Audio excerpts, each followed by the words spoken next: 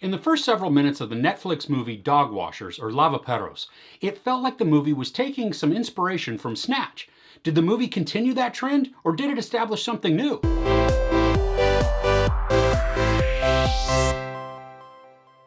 When a narco past his prime refuses to pay a debt to an upstart, only a secret stash of cash can save his men. So Don Oscar owes a chunk of money to Duvernay, who's a new, much younger narco. Don Oscar doesn't want to pay because that will confirm that he's washed up and done.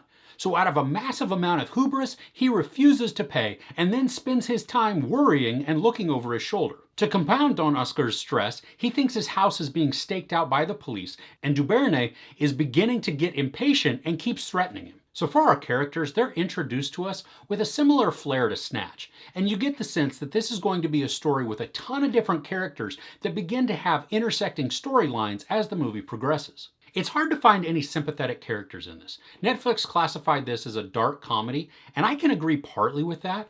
There is a dark humor to it, but most of the time, the humor isn't actually humorous. The characters are a bit absurd, which does help a bit because they're caricatures of people. They're almost all over the top with everything. Don Oscar is whiny, impulsive, drugged out of his mind, and wildly erratic. He makes rash decisions that don't really lead anywhere. He's not really fun to watch on screen, and more often than not, I was hoping that Duvernay would catch him and just end it all, because then he's no longer part of the story. There's Milton and Freddie. Both are kind of lapdogs for Don Oscar. Milton wants to be bigger than he is, but he doesn't have the drive or ambition to actually accomplish it. Freddie is quiet and submissive. He's the right-hand man for Don Oscar. He's basically obedient without ever thinking for himself. Claudia is Don Oscar's wife, and we don't actually get enough info on her to feel one way or the other about her. She has a situation that I think is supposed to make her more sympathetic, but the complication is obvious and ultimately it doesn't lead anywhere. Joyner is the gardener boy, and we're supposed to root for him, and at points he is a little sympathetic, but really all we know is that he wants to get out of the town and begin a new life. I don't think we get enough on him either to really make a huge impact on the story. Duvernay is the new thug in charge that Don Oscar owes money to, and we see that he's ruthless, but aside from that, there's nothing really special about him. Now, Bobolitro is the only actual dog washer in the movie. He's deeply religious, but that is at complete odds with his behaviors. Through most of the movie, he looks either like he's constipated or trying to solve a really complex math problem. I mean, he's always squinting suspiciously. The most endearing thing about him is that he loves his dogs. So the story is really just a big mess. It's like a series that started with some good ideas, but they lost the point halfway through and didn't execute. The movie is trying to be a series of comedy of errors, but they're just errors. We have a couple of storylines that are all circling each other, and at least they do finally intersect to bring some sort of conclusion, but that conclusion is pointless.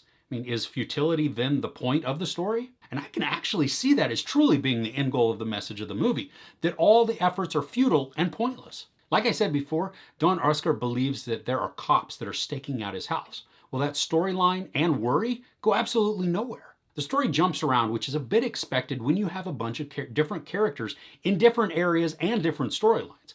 But because a lot of them were underdeveloped, they seem slapped together. So when actions would happen, they lacked in consequences, at least for us as an audience. If you're looking for some violence or action, this is uneven too. Sometimes there are bloody and violent scenes. I mean, they're not too shocking or gory, but they're sudden. And other times the violence happens off screen, so we can only imagine what was happening. Now, towards the end, there's a scene with a church service, and it starts out with a normal feel. I mean, it's charismatic and fiery, but then it takes a turn that is absolutely absurd and pointless. It's even more out of place because the context doesn't really fit, other than this is a visual representation of how the story is turning. But I don't feel like I needed that to happen in order for me to understand how the story was shifting. At the end of this, I was scratching my head. I had just spent an hour and 47 minutes, and a lot of that time, I felt it too. But I felt like the story cheated me. I don't mind a twisted ending, but this one didn't fit. I guess it's like I said before, the message of the story was futility, because that's what it was. I'd avoid spending the time to watch this. There are many other gangster and narco films that are so much better and worth your time. There's a lot of sex, nudity, profanity, and violence. I give Lavaperros or Dogwashers 1 out of 5 couches. So what's something fun or exciting you've watched lately? Let me know in the comments below. If you enjoyed this review, please give it a like. Also, don't forget to share and subscribe. I'm Chris. This is Movies and Munchies. Thanks for catching with me.